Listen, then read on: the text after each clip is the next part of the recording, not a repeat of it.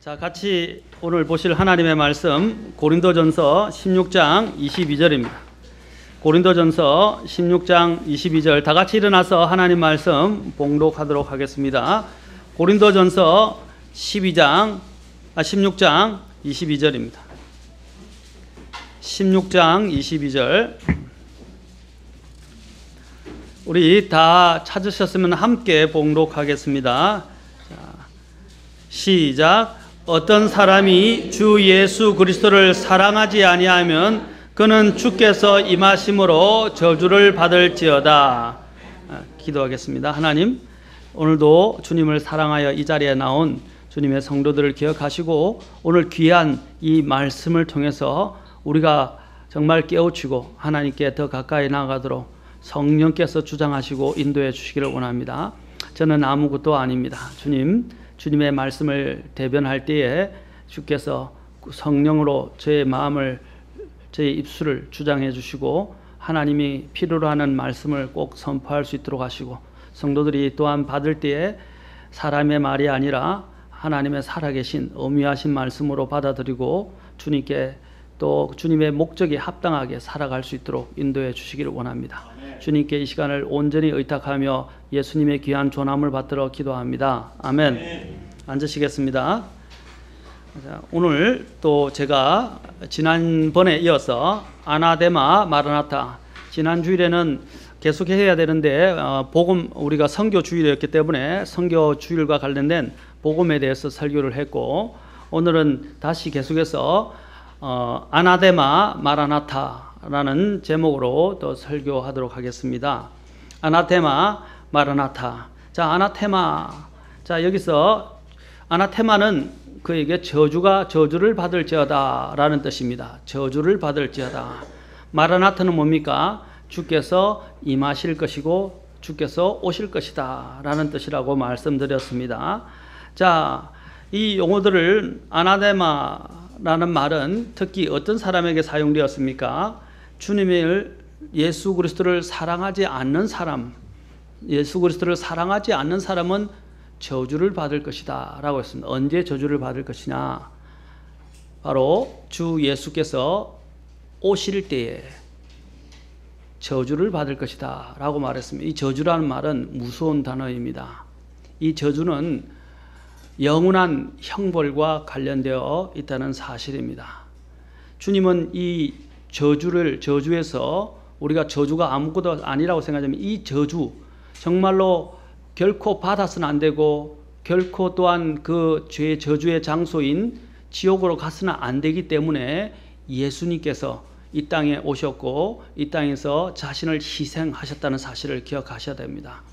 이 저주는 지옥과 관련되어 있습니다. 영원한 멸망과 관련되어 있습니다.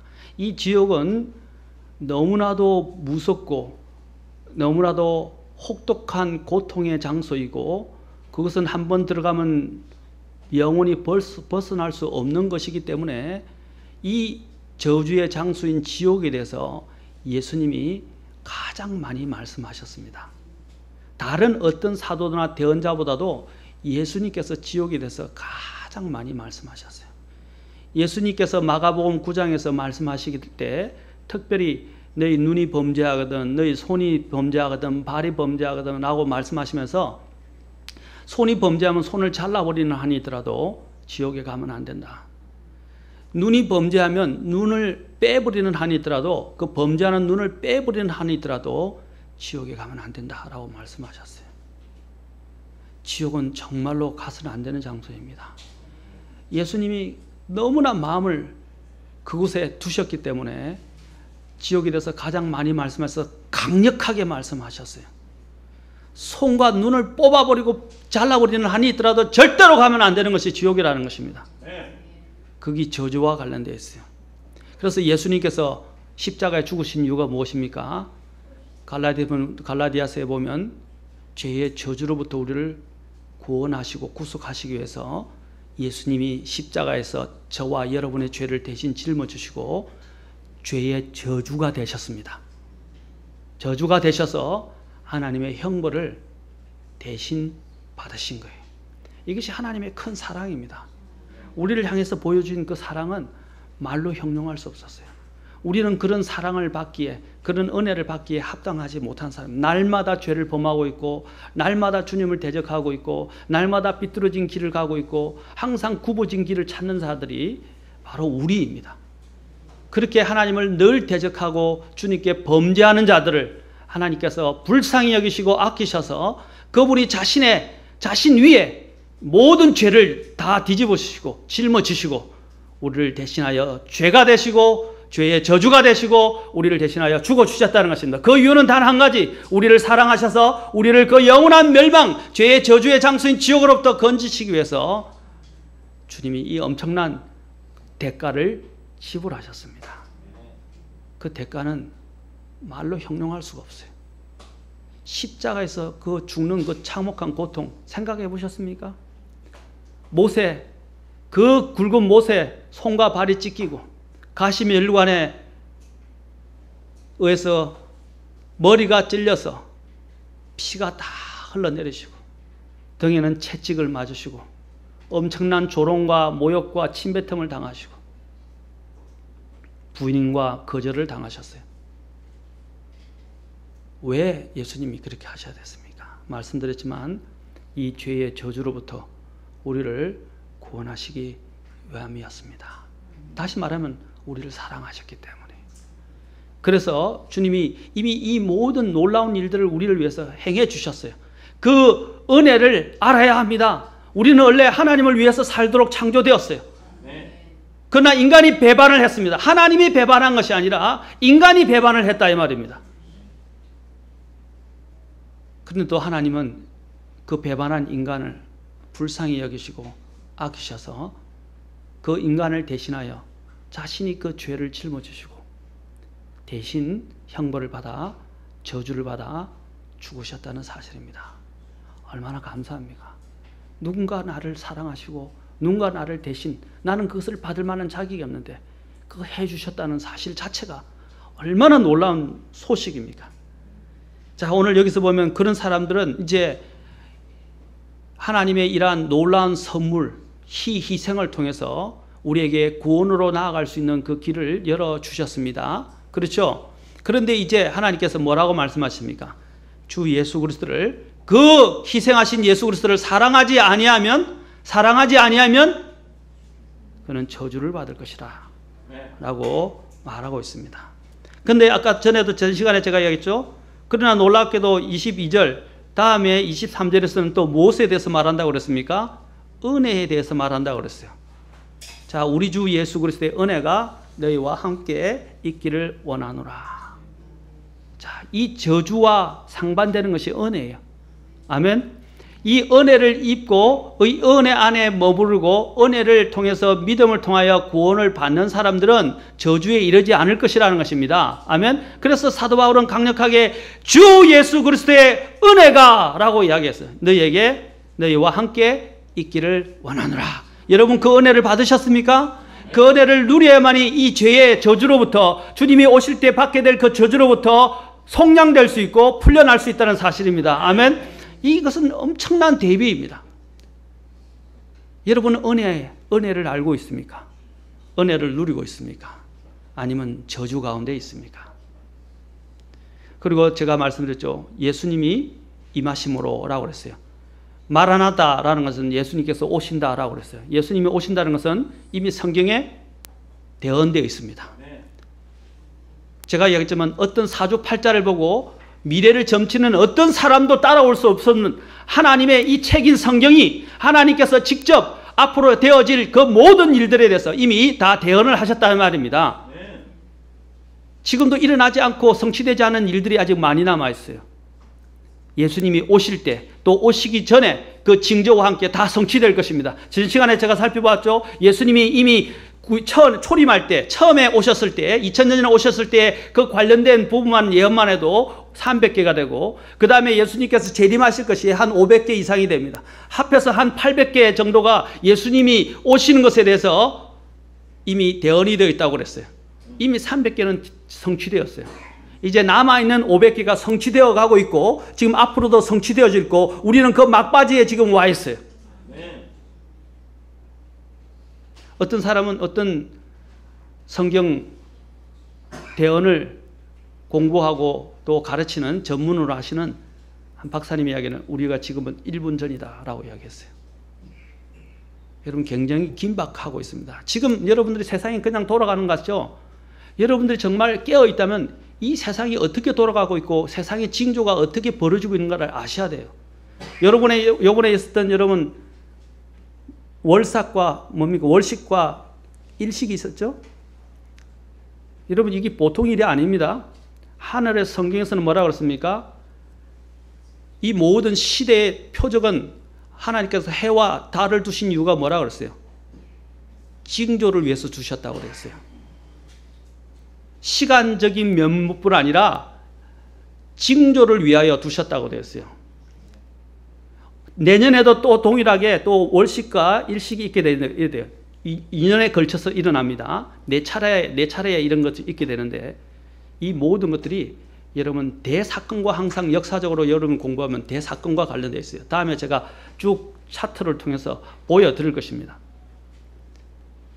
이 징조가 뿐 아니라 지금 일어나고 있는 모든 징조를 보십시오. 예수님이 오신다는 것은 점점 더 분명해지고 있고 성경이 예언한 대로 하나씩 다 성취되어 가고 있다는 것입니다. 특히 성경에는 주님의 재림에 대해서 무엇보다도 많이 말씀하시고 있고 그 재림이 그대로 성취될 것을 우리는 확신할 수 있습니다. 왜? 초림 때 말씀하신 그 대언이 하나도 빠짐없이 다 성취되었기 때문에 그렇죠? 그것 자체만 해도 불가능하다 이 말입니다. 전에도 말씀드렸죠.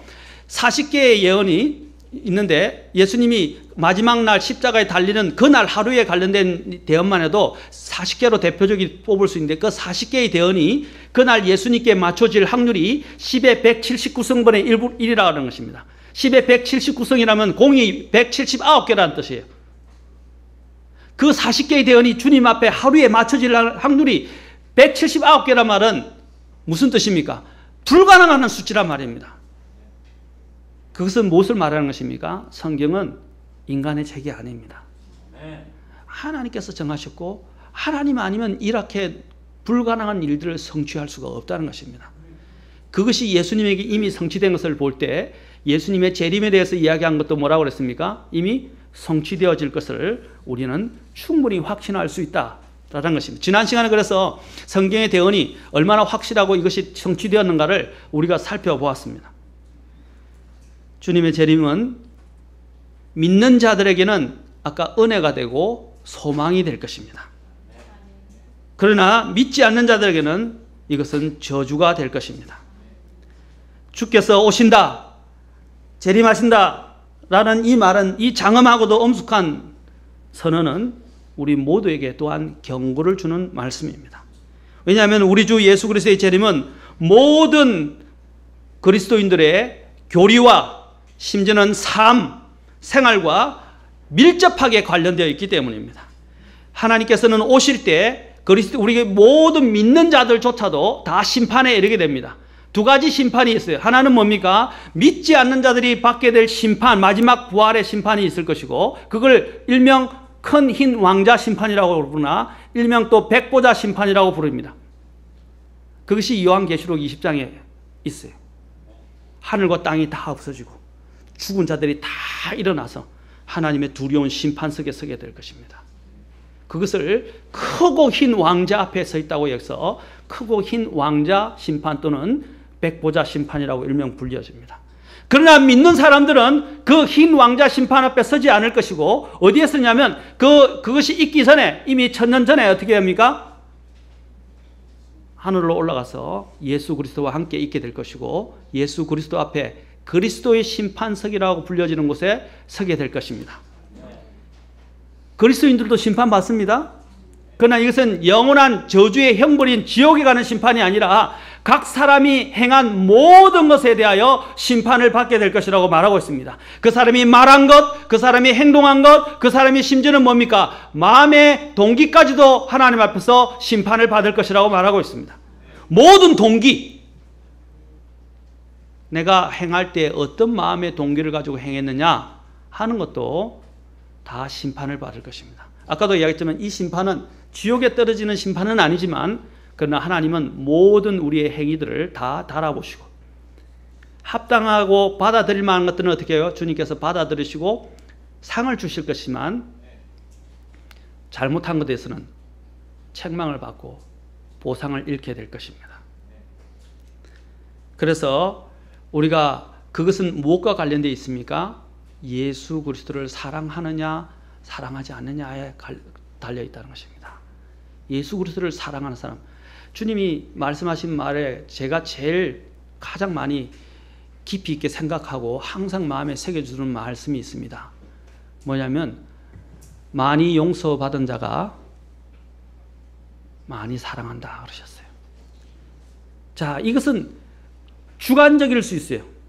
그러나 주관적이지만 저는 각 사람이 각 절대적으로 하나님과 관계 속에서 자기가 정말로 주님을 사랑하는가를 생각해 보십시오.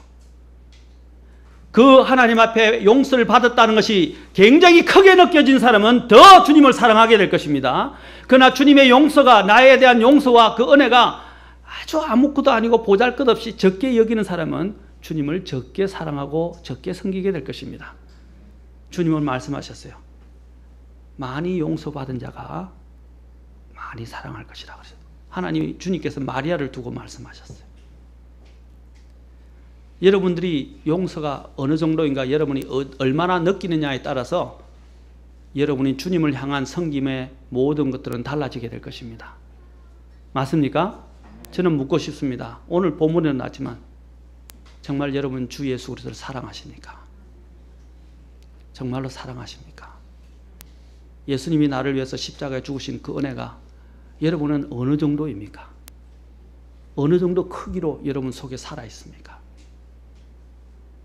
저와 여러분 속에 내 평생을 다 드려도 정말로 아깝지 않은 것이 되어야 됩니다. 맞습니까? 나중에 많은 사람들입니다. 저는 그런 말을 많이 들었어요. 제가 이야기하지만 목사님은 너무 항상 설교가 강력하시고 너무 또 엄격하고 또 너무 직설적으로 너무 많이 강하게 표신하십니다 라고 이야기하시는 사람이 있어요. 그런데 제가 분명히 말씀드릴 것은, 제가 하는 것은 여러분이 미워서나 여러분들이 못됐기 때문에 여러분들을 무조건 또한 책망하기 위해서 또 여러분들을 어렵게 하기 위해서 말씀을 전하는 게 아닙니다. 나중에 주님 앞에 서게 되면 후회할 사람이 많을 거예요. 저는 여러분들이 주님 앞에, 성경에도 나오죠. 사도 바울이 너희들 순결한 순수한 처녀로 주님 앞에 내가 선배이기를 원한다라고 그랬어요. 정원한 처녀로서, 어떻게 주님 앞에 정원한 처녀로서 순결한 모습으로 주님 앞에 프레젠트, 선을 보이게 하기를 원한다 하는 것이 사도 바울의 고린도 교회를 향한, 고린도후서에 나옵니다. 고린도 교회를 향한 사도 바울의 마음이었어요. 맞습니까? 그리고 또 사도 바울이 말하는, 너희가 주님 앞에 섰을 때 흠이나 점이나 얼룩이 없이, 그렇죠? 영광스럽게 되어서 주님 앞에 서기를 원한다라고 말씀하셨어요. 저의 마음도 마찬가지입니다. 제가 이 교회를 담임하는 목회자로서 여러분들에게 말씀해요. 여러분 모두 각 개인이 주님 앞에 섰을 때 정말 하나님 앞에 칭찬받고 점이나 흠이나 이런 얼룩이 없이 주님 앞에 거룩하게 서서 주님 앞에 칭찬을 다 받는 성도들이 되기를 원하는 것이 제 마음이에요. 그렇기 때문에 이렇게 이야기하는 거예요. 사람은요, 제가 이야기했죠. 죄에 대한 편향성을 갖고 있기 때문에 이러한 부분들의 가시방석을 만들어주지 않으면 깨닫지를 않는 경우들이 많이 있어요. 나중에 여러분들이 주님 앞에 섰을 때 그때는 감사할 수 있을 것입니다. 지금 이해 못할 수도. 여러분이 자녀 교육을 하는데 자녀가 여러분 부모의 마음을 그때 당시 다 이해합니까? 못해요. 쏙 썩이고 말 안 듣고 불순종하고 거역하고 반항하고. 제가 늘 이야기하잖아요. 자녀들이 나중에 스스로 커서 성장해서 그 시기가 오게 되면 깨닫게 돼요. 그때야 비로소 왜 내가 그때, 저도 저희 아버님이 돌아가셨지만 많은 부분에 우리 마음을 아프게 하셨지만 자녀들의 마음을, 가족들의 마음을 상처를 많이 주고, 그러나 아버지가 돌아가시니까 그때는 한다고 했는데 돌아가시기 전에는 못해드린 것이 생각나기 시작하고 마음이 아프고 왜 그랬을까 그런 생각이 들더라고요. 마찬가지입니다. 여러분이 주님 앞에 서게 될 때 내가 왜 그렇게 진작 말씀을 들을 걸, 좀 더 열심히 할 걸 후회하게 되는 경우가 생긴다는 것입니다. 그렇게 되어지지 않도록 하기 위해서 제가 여러분들에게 이런 말씀들을 전합니다. 또 어떤 분들은 그렇게 이야기하지만 저는 맨날 그런 설교만 하는 거 아니에요. 수요일날 오시면 제가 어떻게 어려움을 견디는가, 어떻게 낙심을 이길 수 있는가, 그렇죠? 그런 설교도, 은혜스러운 설교도 많이 합니다. 그런데 참 재미있는 사실은 이 좀 영적인 문제인 것 같은데 꼭 그런 사람들이 꼭 어려운 설교할 때 꼭 자리에 탁 참석을 해가지고 그 설교에 걸려 넘어지는 경우들이 많이 있어요. 그런데 평상시 다른 설교들을 들으면 은혜에 대해서도 많이 들을 수 있고 기회를 얻을 수 있는데도 자기 스스로 하지 않고 꼭 그 시간에 참석했는데, 그 시간에 참석했을 때 그런 설교들을 듣게 될 때 그건 누가 하시는 거예요? 목사님이 하는 거 아니에요. 하나님이 하시는 거예요. 저는 이미 이전부터 설교를 준비했어요. 성령께서 하시는 거예요. 제가 아까 기도할 때 그랬죠. 사람의 말로 받지 않고 하나님의 말씀으로 받아야 한다 말이에요. 그러면 여러분이 유익이 돼요. 저는 저를 위해서라면 저는 여러분들에게 좋은 설교하고 싶어요. 정말이면 좋은 설교하고 싶어요. 사랑합니다. 기도하겠습니다. 네, 뭘 하든지 잘하십시오. 네, 기도하겠습니다. 이렇게 여러분 구석에 맞춰주고 여러분이 듣기 좋은 설교를 할 수 있어요. 그러나 여러분에게 가시방석을 만드는 이유가 뭡니까? 특히 독수리가, 성경에 보면 독수리가 보금자리를 헐어서 자기 새끼들이 그거 보금자리가 너무 불편하니까 튀어나오게 만들어요. 왜 보금자리를 헌자 하십니까? 편안하게 그 자리에 눌려있으면 독수리 새끼가 독수리가 될 수가 없어요. 그래서 보금자리를 주님께서 독수리 생리를 이야기하시면서 보금자리를 헌다고 이야기해요. 그러면 새끼들은 어떻게 합니까? 보금자리가 허니까 불편해지니까 막 절벽에서 기어 나와요. 그러다 어떻게 되는지 아세요? 절벽에서 떨어져요. 근데 떨어지면 어떻게 하는지 아십니까? 막 살려고 막 발부둥을 칩니다. 발부둥을 쳐요. 막 날개짓을 할 거 아닙니까? 날아가려고요. 안 떨어지려고. 그러면 날개에 어떻게 됩니까? 힘이 생겨요. 근데 어릴 때는 어떻게 해요? 날개에 힘이 덜 생기기 때문에 막 떨어져요. 근데 떨어지는 그 순간 직전에 독수리가 어떻게 하는지 아십니까? 가서 탁 날개에 받쳐서 새끼를 잡아 올려서 위로 올립니다. 그 다음에 다시 떨어뜨려요. 그럼 또 다시 받습니다. 거기 성경이 뭐라고 그러냐면 이스라엘 백성을 하나님이 독수리가 마치 자기 자녀를 훈련시키듯이 주님께서 자기 자녀를 훈련시키신다고 말씀하십니다. 주님이 바로 그 독수리를 통해서 하나님의 마음을 표현하시고 계십니다. 하나님께서 여러분 그런 경고에 우리는 육신은 아까 죄의 편향적이라고 그랬죠.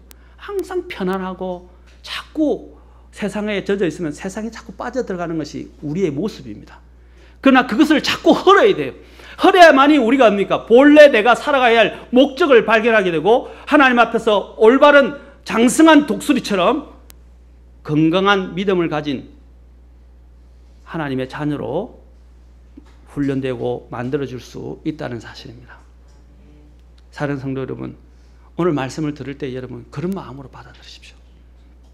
주님은 저와 여러분을 사랑하십니다. 저도 여러분을 사랑합니다. 저는 여러분들을, 제가 해야 될 책임은 여러분들을 주님 앞에 흠없는 정말 경건한 그리고 주님의 믿음의 자녀들로 세워주도록 하나님 앞에 바치는 것이 저의 임무예요. 여러분의 인기를 원하려면 아까도 얘기했죠. 여러분 구석에 맞추면 좀 돼요. 나는 사람들을 기쁘게 하기 위해서 이 자리에 부르심을 받은 사람이 아닙니다. 그 마음의 의도를, 기본적으로는 여러분을 사랑합니다. 그 의도를 가지고 좀 중심을 살피시고 여러분이 말씀을 들을 수 있기를 바랍니다. 여기 있는 이 자리에서 저는 한 분도 죄의 저주 가운데 빠져서 저주에 들어가기를 원하지 않습니다. 정말로 하나님의 은혜를 알고 정말 주님의 그 은혜에 화답하여서 주님을 사랑해서 주님 앞에 섰을 때 칭찬받는 저와 여러분이 될 수 있으면 좋겠습니다. 그래서 주님께서는 기독교에 가장 두 가지를 말씀하셨죠. 두 가지를 핵심을 말씀하셨어요. 무엇입니까? 세상에는 모든 율법이 두 가지 명령에 달려있다 그랬어요. 첫째는 하나님을 사랑하는 것이고 두 번째는 뭐라 그랬습니까? 내 이웃을 내 몸과 같이 사랑하는 것이다 그랬습니다. 이 두 가지 계명에 다 달려있어요. 율법의 조목이 몇 개 있다고 그랬어요? 제가 613가지가 있다고 그랬어요. 그 랍비들이 분류한 성경의 조목을 보면 613가지가 있는데 613가지를 지킬 수가 없어요, 우리는. 그러나 성경은 뭐라 합니까? 하나님을 사랑하면, 또한 하나님을 사랑해서 성령이 내 안에 거하시면 우리로 하여금 정말로 그것을 할 수 있도록 만들어준다는 것입니다. 여러분, 엄마의 사랑의 힘을 아시죠? 엄마의 사랑의 힘은 불가능을 가능케까지 합니다.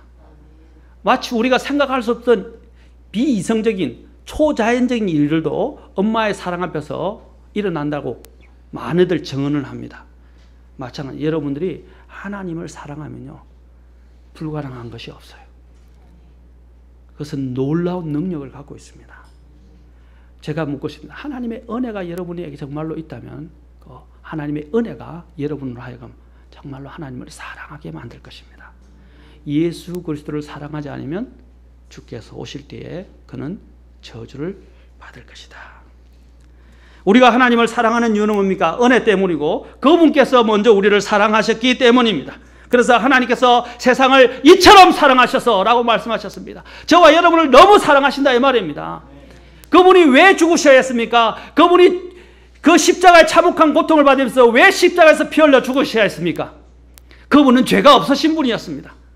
우리는 죄로 접철되어서 지옥에 영원히 빠져서 죄의 형벌을 받아 마땅한 사람들이었습니다. 그러나 그 값어치 없는 자들을 향한 하나님의 사랑을 기억하십시오. 하나님이 세상을 이처럼 사랑하셔서, 얼마나 놀라운 사람이에요.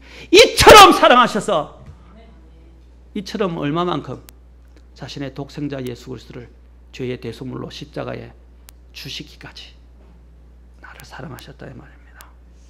요한일서 4장 8절부터 10절에 보시면 이제 말씀하시기를, 사랑하지 아니한 자는 하나님을 알지 못하나니 이는 하나님이 사랑이시기 때문이라. 뭐라고 해서 사랑하지 아니한 자는 뭐라고요? 하나님을 알지 못하기 때문이다.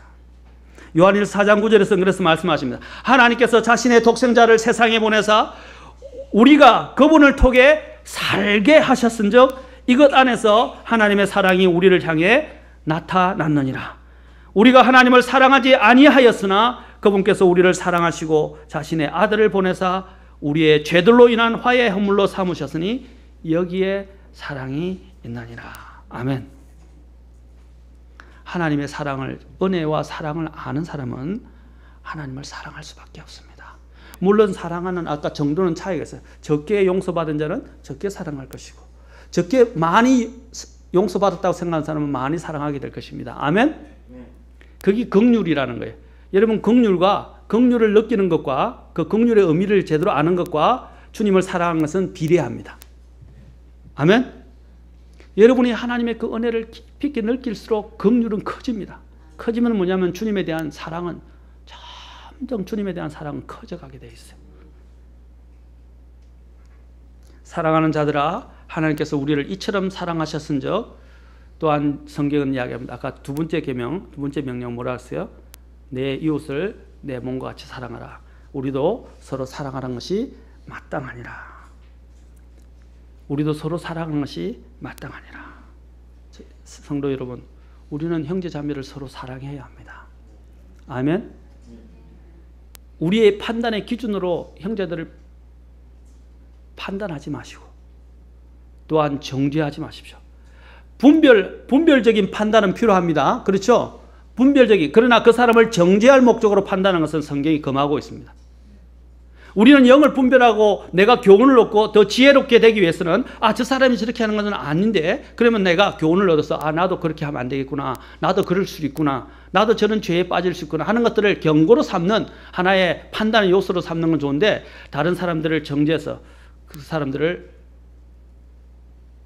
마치 저주를 할 것처럼 정죄를 하면 안 됩니다. 그것은 하나님의 권한에 속한 것이.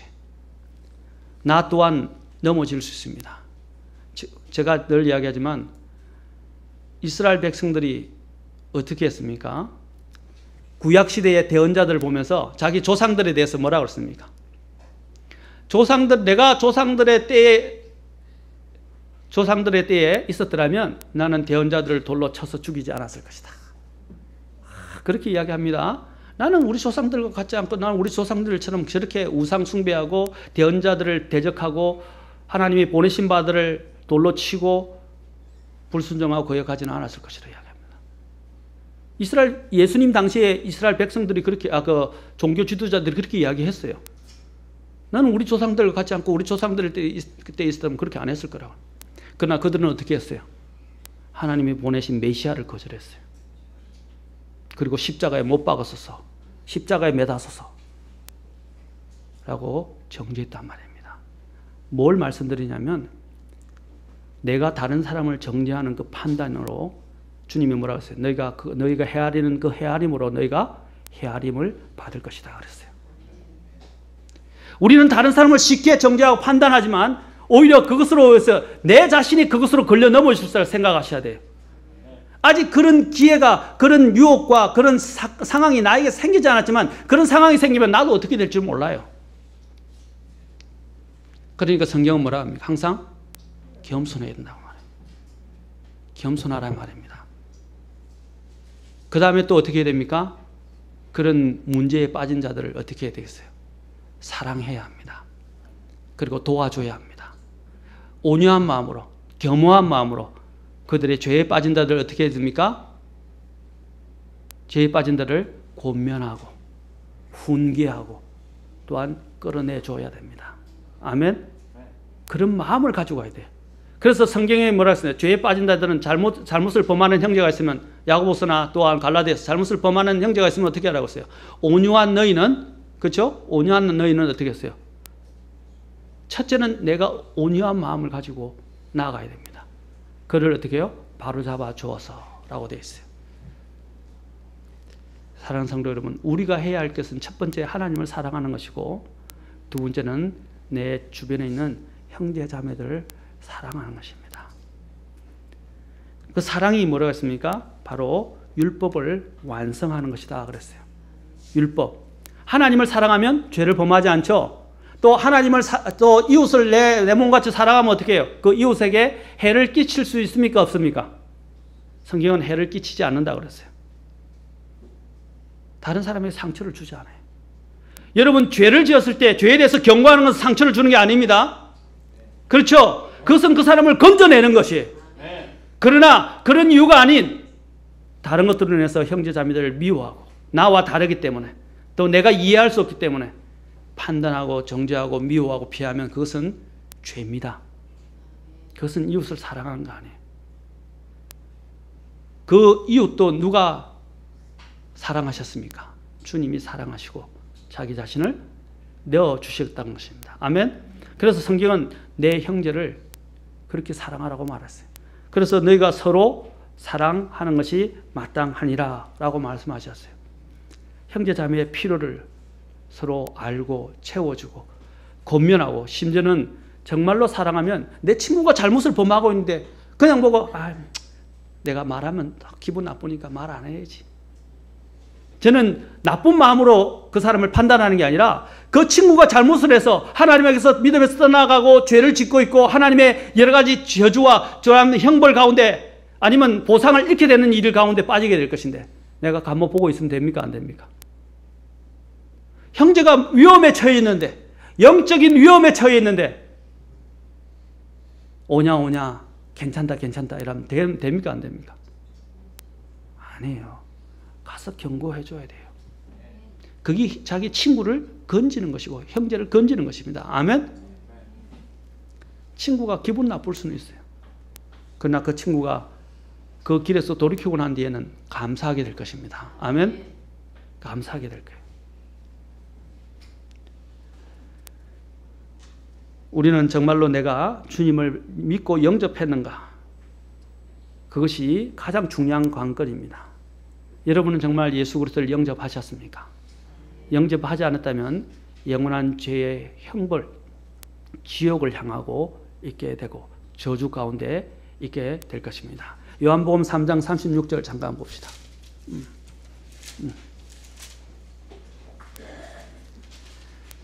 여러분, 이러한 진리는 듣고 들어도 결코 식상하지 않는 진리입니다. 아멘?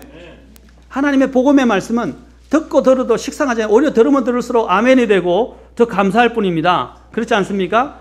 3장 36절 자 봅시다. 요한복음 3장 36절 같이 읽겠습니다. 시작. 아들을 믿는 자에게는 영존하는 생명이 있고 아들을 믿지 않는 자는 생명을 보지 못하며 도리어 하나님의 진노가 그 위에 머물러 있느니라. 하나님의 진노가 그 사람 위에 뭐라 그랬어요? 머물러 있다. 이제 남은 건 뭐예요? 저주 속으로 떨어지는 것 외에는 없다는 사실입니다. 정말로 나는 주 예수님을 믿고 영접했습니까? 진실로 그렇게 했습니까? 혹시 그냥 구원받았다고 축하하거나 얼부부르지는 않는지, 또 나는 정말 구원받았다면 주 예수님을 정말 사랑하십니까? 정말로 사랑하십니까? 아니면 세상을 더 사랑하십니까? 한번 보세요. 어느 것이 주님이 내 보물이 있는 곳에 내 마음도 있다고 그랬어요. 나의 보물은 뭡니까? 나의 보물은 뭐예요? 주님이라고 말씀하시는 분이 잘하는 거죠. 그러나 우리가 말은 주님으로 이야기하지만 오늘 또 제가 어저께 성경을 읽는데 어떤 말씀을 이제 이사야서에 오늘 아침에도 제가 읽었던 말씀을 이야기했는데 마가복음 7장에서 예수님이 그걸 인용합니다. 제가 좋아하는 말씀입니다. 그런데 이사야서 29장에 또 나오더라고요. 같이 한번 또 보실까요? 자, 주님을 사랑하는 것에 대해서 한번 이야기를 한번 생각해 봅시다. 저는 이 말씀을 보면서 다시 한번 깊이 있게 한번 생각을 하게 되었습니다.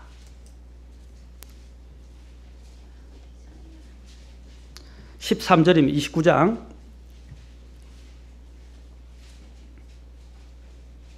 29장 13절입니다.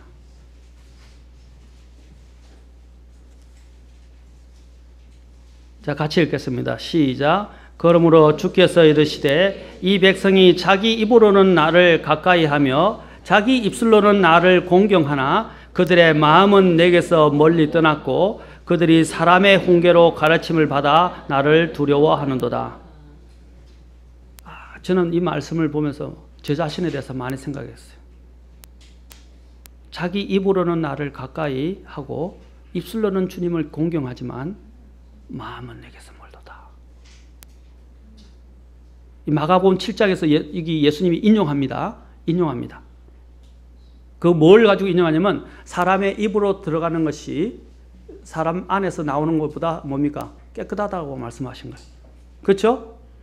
입으로 들어가는 것보다 더 더러운 것이 사람의 마음에 있는 것들이 더 더럽다고 말씀하시면서 주님이 이것을 이야기하셨어요. 여러분, 입술로 주님을 사랑한다고 고백한, 아까 우리 자매님이 사랑합니다 크게 말씀하셨지만 물론 사랑하지 않는다는 말씀을 드리는 게 아니라 정말로 내가 사랑한다는 그 사랑이 정말 내 마음으로부터 오는 것이냐.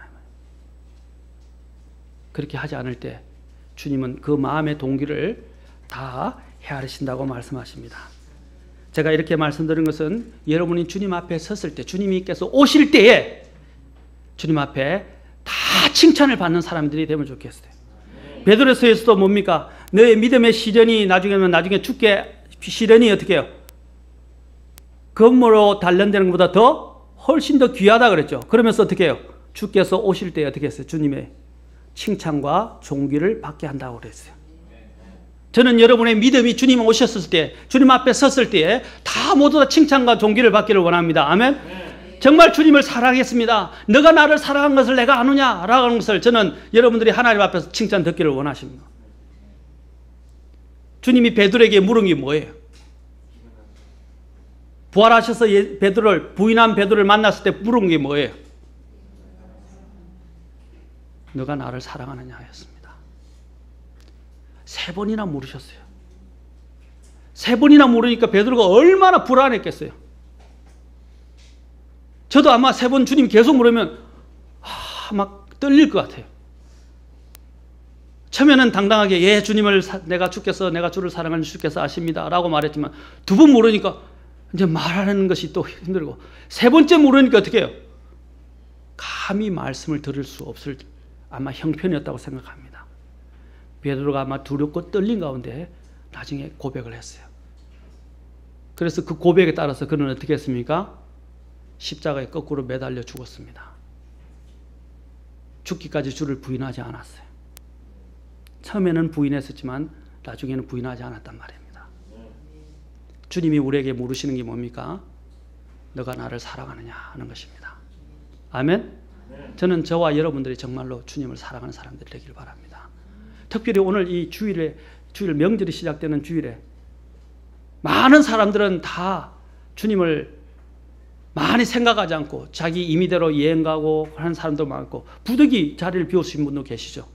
그러나 여러분들은 정말 주님을 사랑해서 이 시간을 내어서 주님 앞에 마땅히 드려야 할 이런 경배의 자리에 온 것 정말로 칭찬드리고 싶어요. 정말 잘하신 겁니다. 결코 여러분 손해보는 게 아닙니다. 아멘? 주님은 하나도 절대로 여러분들이 주님을 위해서 드렸던 모든 것은 다 기억하시고 반드시 갚아주시고 보상해 주시는 분입니다. 아멘?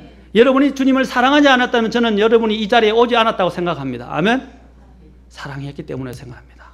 아까도 얘기했지만 사랑이 그냥 행위로만 나타나는 것이 아니라 그 사랑이 여러분의 동기에서부터 시작되기를 바랍니다. 마음에서부터. 아까 얘기했죠. 입술로는 행위로는 사람들 앞에 근사하게 보일 수는 있어요.